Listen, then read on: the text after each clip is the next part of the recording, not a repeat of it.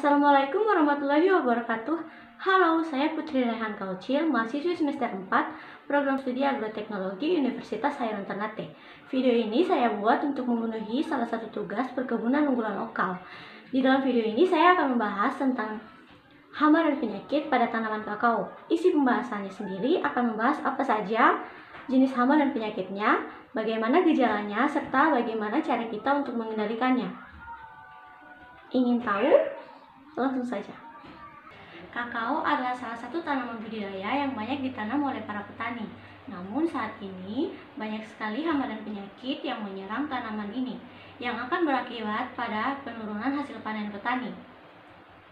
Berikut ini adalah hama dan penyakit serta cara pengendaliannya.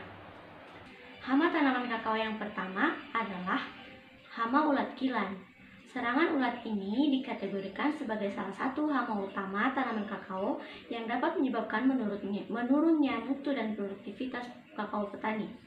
Hama ini disebabkan oleh serangan sejenis ulat yang biasanya disebut hama ulat kilan atau Hipposidra cawalk. Hama ini menyerang pada saat tanaman berumur sekitar 2 hingga 4 bulan.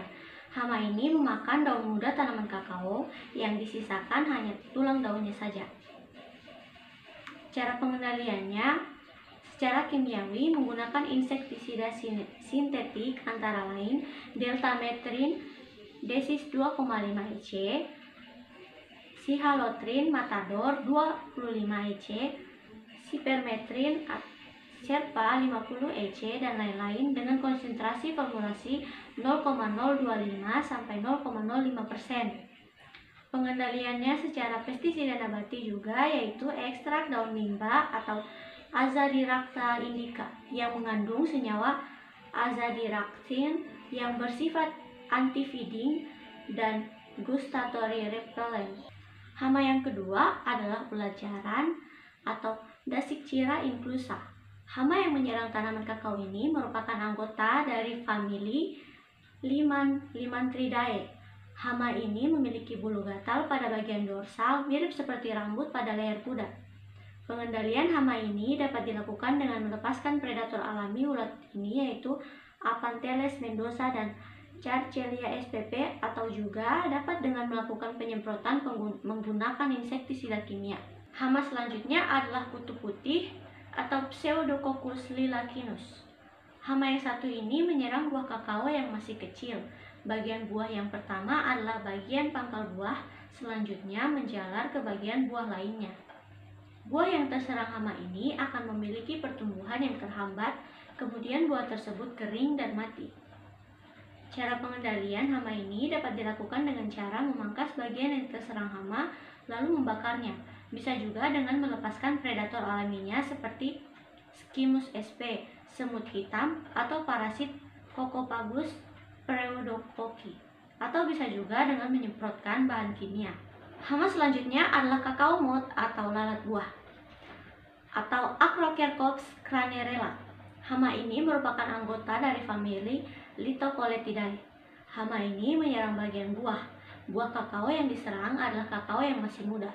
Buah yang terserang hama ini akan memiliki kulit buah berwarna kuning, pucat, biji tidak mengembang, dan juga lengket. Pengendalian hama ini dapat dilakukan dengan cara melakukan sanitasi kebun, menyelubungi buah dengan plastik atau yang lainnya dengan bagian bawah terbuka, melepaskan predator alami hama ini seperti semut hitam dan juga jamur antagonis Bouveria bassiana dengan cara disemprotkan. Hama selanjutnya adalah penggerek buah kakao atau Conopomorpha cranerella. Hama ini biasanya menyerang buah yang memiliki panjang sekitar 8 cm. Buah yang terserang akan memiliki belang kuning hijau atau kuning jingga. Terdapat lubang bekas keluar larva, biji kecil saling melekat dan berwarna hitam. Saat buah digoyang maka tidak berbunyi. Pengendalian hama ini dapat dilakukan dengan cara melakukan pemangkasan, mengatur waktu panen, melakukan penyelubungan buah, atau juga dapat menyemprotkan insektisida. Hama berikutnya adalah kepik pengisap buah atau Helopeltis spp. Buah kakao yang terserang hama ini akan memiliki bercak cekung dengan warna coklat kehitaman dan ukurannya sekitar 2 hingga 3 3 mm. Biasanya bercak itu berada pada ujung buah.